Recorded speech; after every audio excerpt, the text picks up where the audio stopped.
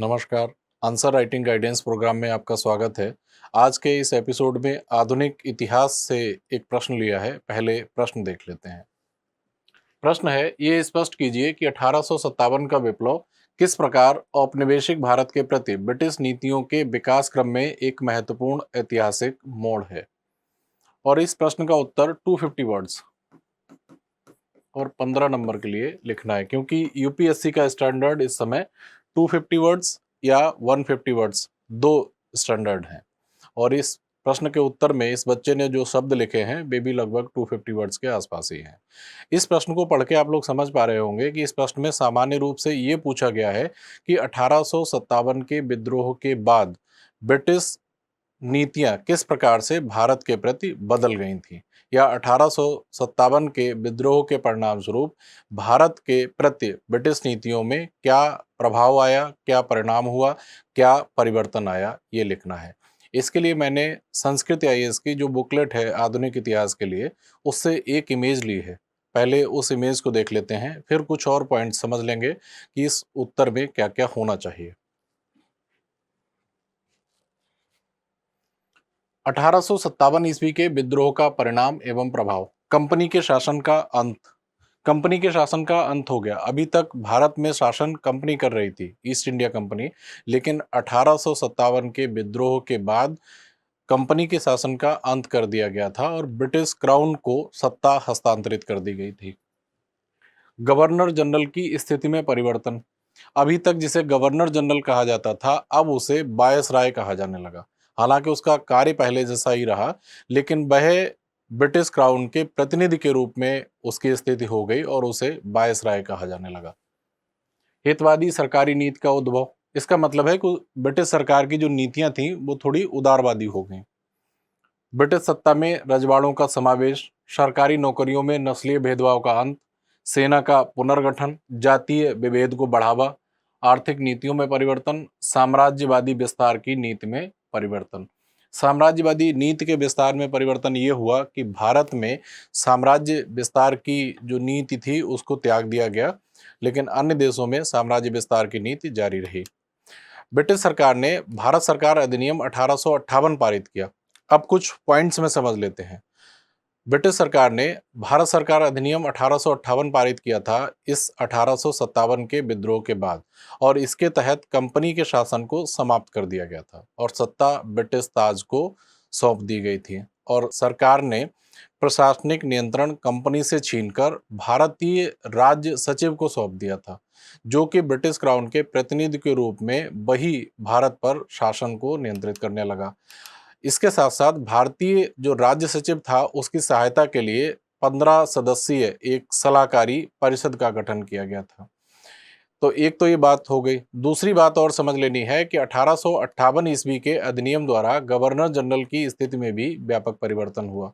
यद्यपि उसका कार्य पहले जैसा ही रहा, लेकिन उसके पद की गरिमा को बढ़ाते हुए उसे अब वायसराय कहा जाने लगा था और लॉर्ड कैनिंग ब्रिटिश भारत का प्रथम वायसराय बना था।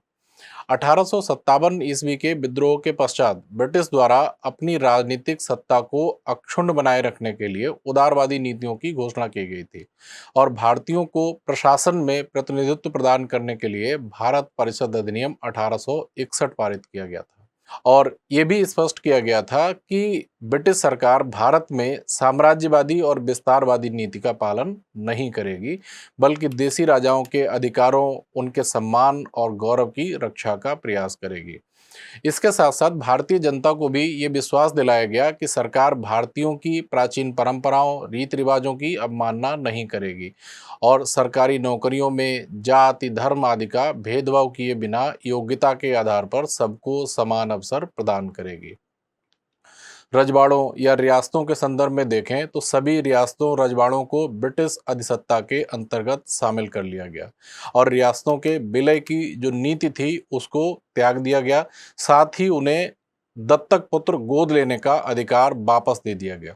सरकारी नौकरियों में नस्लीय भेदभाव का अंत कर दिया गया और 1861 में ही भारतीय सिविल सेवा एक्ट, जिसे हिंदी में कहते हैं भारतीय नागरिक सेवा अधिनियम, बनाया गया और उसके माध्यम से भारतीयों को सिविल सेवा में भाग लेने का अवसर दिया गया, सेना का पुनर्गठन किया गया और 1857 ईस्वी के पश्चात भारत में साम्राज्य विस्तार की जो नीति थी उसे समाप्त कर दिया गया। लेकिन एक बात यहाँ पर ध्यान रखने वाली ये है कि विदेशों में साम्राज्यवादी विस्तार की जो नीति थी उसको लागू रहने दिया गया, उसका पालन किया गया। आर्थिक नीतियों में भी अनेक परिवर्तन किए गए। आर्थिक सुधारों के क्रम में देखें तो 1859 ईस्वी में लगान कानून पारित किया गया और इसके साथ ही स्थानीय सरकारों को करारोपण की कुछ मदें सौंपकर वित्तीय प्रणाली को विकेंद्रीकृत किया गया। ब्रिटिश अधिकारियों ने या ब्रिटिश सरकार ने अपने आर्थिक सुधारों को बनाए रखने के लिए भारत में रेलवे का विस्तार किया, सिंचाई के लिए नहरों की व्यवस्था शुरू की। इससे उत्पादन एवं वितरण प्रणाली को स्थायित्व मिला। इसके साथ साथ औद्योगिकरण की प्रक्रिया में तेजी आई। भारत में उद्योगपतियों के एक नए वर्ग का उदय हुआ। मुक्त व्यापार नीति लागू की गई तथा सीमित आयात कर लगाकर घरेलू उद्योगों को बर्बाद कर दिया गया। भविष्य में इसने वित्तीय पूंजीवाद का रूप धारण कर भारतीय संसाधनों का भरपूर शोषण किया। तो ये सारे छोटे छोटे जो बिंदु थे ये इन्हीं हेडिंग्स के अंतर्गत हैं और यही सारी जो नीतियां हैं ये सारी नीतियां 1857 के विद्रोह के बाद ब्रिटिश सरकार द्वारा अपनाई गई थी भारत में। इन्हीं को लिख देना है, इससे उत्तर की पूर्ति हो जाएगी। अब देख लेते हैं कि इस बच्चे ने क्या लिखा है अपने उत्तर में।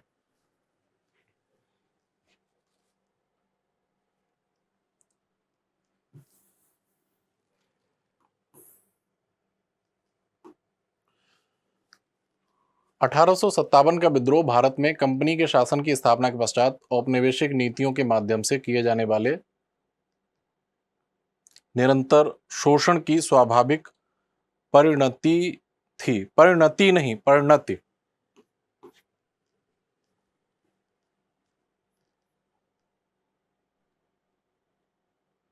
जिसने अंग्रेजों को अपनी नीतियों में परिवर्तन के लिए विवश किया। ये बात सही है। आगे लिखा है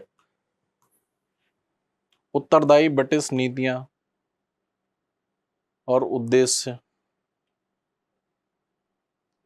1857 के विद्रोह के लिए इस बच्चे ने यहां पर उत्तरदायी ब्रिटिश नीतियां या ये लिखा है कि कौन कौन से कारण उत्तरदायी थे।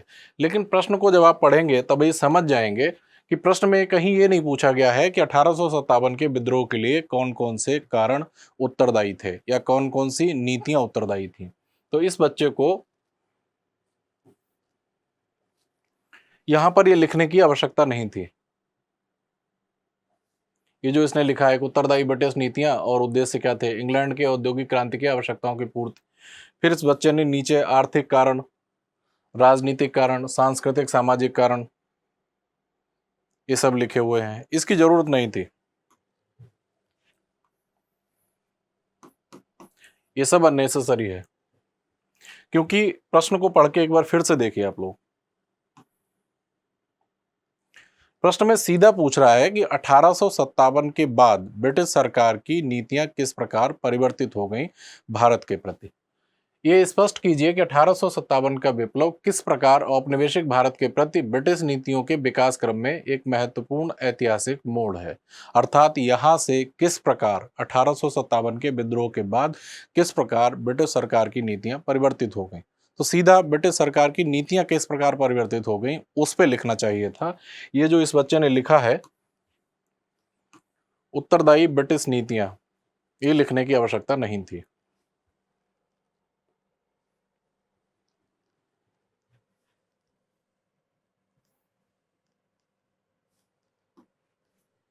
उपरोक्त कारणों ने भारतीयों के ब्रिटिश शासन के विरुद्ध विद्रोह करने के लिए प्रेरित किया।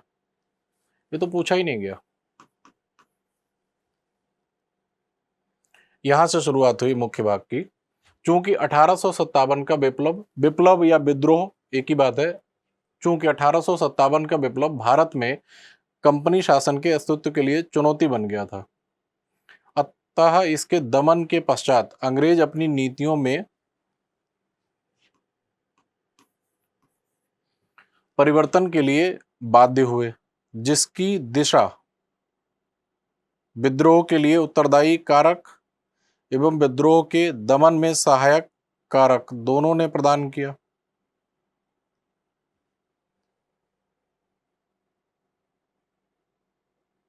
जिसकी दिशा ब्रिटिश नीतियों का विद्रोह के लिए उत्तरदायी कारक एवं विद्रोह के दमन में सहायक दोनों ने प्रदान किया। ये बात मेरे थोड़ी समझ में नहीं आ रही है यहाँ पे। आगे देखते हैं इसने क्या लिखा है।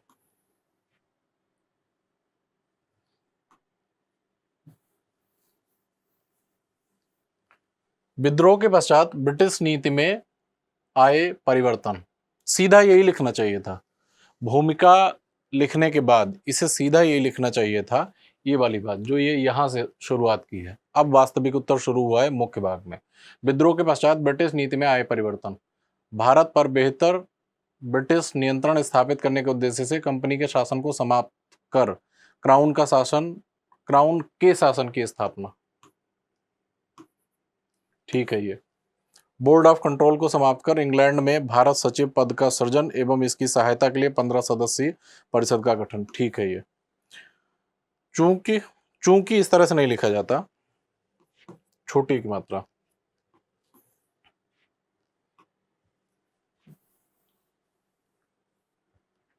चूंकि भारतीय रजवाड़े विद्रोह के दमन में सहायक, अतः नए क्षेत्र के ब्रिटिश साम्राज्य में विलय की नीति का परित्याग।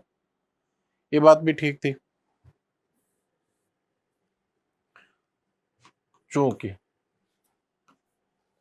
विद्रोह में सैनिकों की महत्वपूर्ण भूमिका, अतः सैनिक सुधार करते हुए भारतीय एवं ब्रिटिश सैनिकों के अनुपात को संतुलित करने का प्रयास एवं रेजिमेंट का निर्माण जाति एवं क्षेत्र के आधार पर। ये बात सही है। जाति एवं क्षेत्र के आधार पर ही जाट रेजिमेंट, गोरखा रेजिमेंट, इस तरह की रेजिमेंट डेवलप की गई थी। उनका उद्देश्य ये था कि एकता की भावना ना आने पाए सैनिकों में। तो ये बात सही है।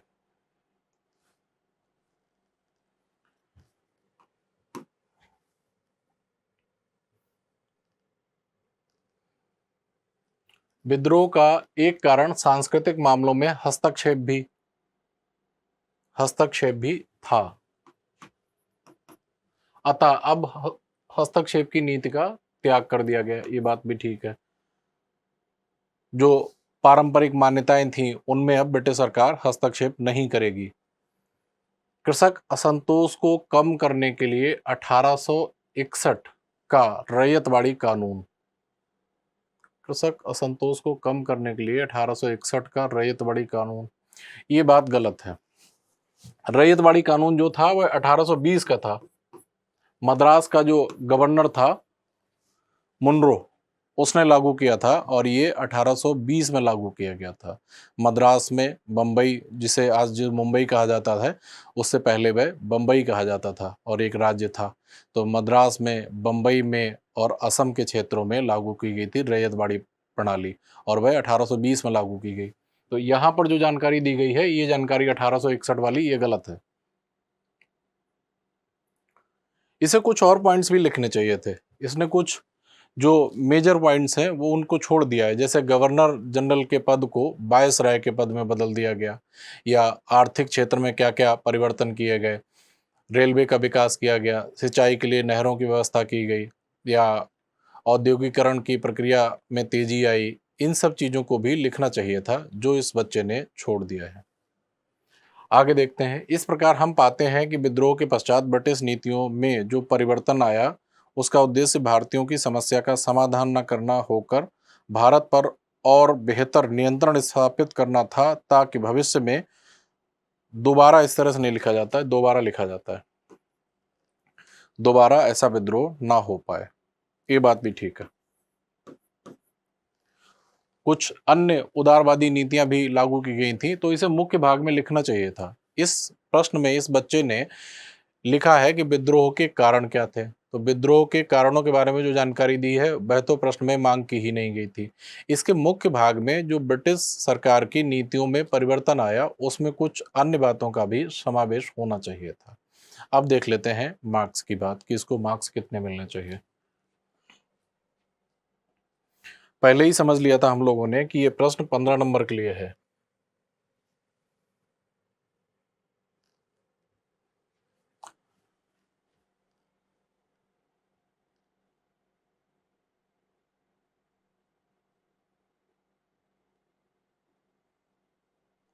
जिसने अंग्रेजों को अपनी नीतियों में परिवर्तन के लिए विवश किया।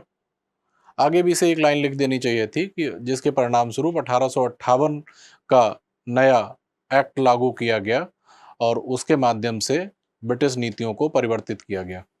लेकिन ऐसा कुछ लिखा नहीं है। एक नंबर तो यहाँ पर उत्तरदायी ब्रिटिश नीतियां, इसके लिए मैं कोई मार्क्स नहीं दूंगा क्योंकि प्रश्न में पूछा ही नहीं गया।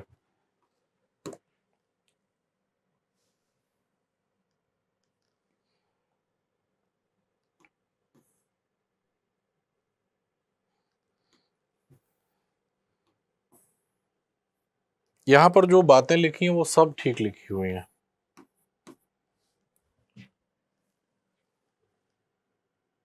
एक लाइन जो इसने अंत में लिखी है कि कृषक असंतोष को कम करने के लिए 1861 का रैयतवाड़ी कानून, ये जानकारी सही नहीं है।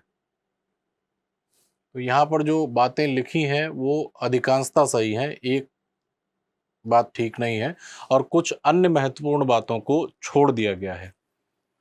लेकिन फिर भी ये 15 नंबर का क्वेश्चन है तो 3 नंबर इसे मैं यहाँ पर दूंगा। और ये वाला जो निष्कर्ष लिखा है ये भी अच्छा लिखा है कि इसमें ये बताया गया है कि नियंत्रण को कम करना नहीं था बल्कि ऐसे किसी विद्रोह को दोबारा रोकना था और जिससे कि ब्रिटिश साम्राज्य का जो अधिकार है, जो पकड़ है भारत पर, वो बनी रहे। तो ये बात भी सही लिखी है। इस प्रकार हम पाते हैं कि विद्रोह के पश्चात ब्रिटिश नीतियों में जो परिवर्तन आया उसका उद्देश्य भारतीयों की समस्या का समाधान न करना होकर भारत पर और बेहतर नियंत्रण स्थापित करना था ताकि भविष्य में दोबारा ऐसा विद्रोह ना हो पाए।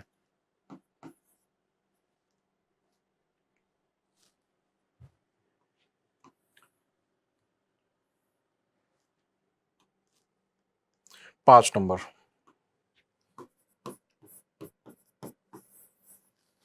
और इस बच्चे ने जो बातें लिखी हैं वे ठीक लिखी हैं। केवल एक बच्चे, इस पूरे कॉपी में मुझे एक ही बात गलत लगी कि जो इसने 1861 में लिख दिया कि रैयतवाड़ी कानून लागू किया गया, वह जानकारी गलत थी। बाकी जो भी जानकारी दी गई थी वह सब सही थी। इस बच्चे की कॉपी में एक चीज़ और मुझे जो गलत लगी वो ये है कि जब पूछा ही नहीं गया कि आपसे कि 1857 के लिए कौन सी नीतियां या ब्रिटिश सरकार की कौन सी नीतियां उत्तरदायी थीं या कौन से ऐसे कारण थे जिनके फलस्वरूप 1857 का विद्रोह हुआ, तब आपको लिखने की आवश्यकता नहीं है। इससे केवल समय खराब होता है, बाकी कुछ नहीं। प्रश्न में जो नहीं पूछा गया है, आप प्रश्न से संबंधित कोई भी अन्य जानकारी लिख के चले आएं जो प्रश्न में पूछे ही नहीं, एग्जामिनर उसके लिए मार्क्स नहीं देगा। तो जो पूछा नहीं गया है आप उसकी जानकारी ना दें। मुख्य भाग में जो पॉइंट्स लिखे हुए थे वे अधूरे थे। इसको कुछ अन्य जानकारी भी, जैसे मुख्य मुख्य बातें इसने छोड़ दी। इसने एक लाइन छोड़ दी कि गवर्नर जनरल के पद को अब वायसराय में बदल दिया गया, या जो औद्योगिकरण की प्रक्रिया तीव्र की गई उसके बारे में भी नहीं लिखा। रेलवे का विकास किया गया, सिंचाई के लिए नहरों का विकास किया गया, ऐसी कोई जानकारी नहीं दी गई थी। तो इसने मुख्य मुख्य बातों को छोड़ दिया था। इसे मुख्य बातों को, जो मुख्य भाग था, मेन बॉडी थी, उसमें लिखना चाहिए था। और इसने जो निष्कर्ष लिखा था वह भी अच्छा था और इस बच्चे को 15 में से 5 नंबर दिए जाते हैं। और इसे सलाह फिर से एक बार मैं दूंगा कि जो मुख्य भाग में जो पूछा गया है उस पर ज़्यादा ध्यान देना है और जो नहीं पूछा गया है उसको बिल्कुल भी नहीं लिखना है। और इस एपिसोड के बाद अब हम लोग अगले एपिसोड में मिलेंगे। धन्यवाद, नमस्कार।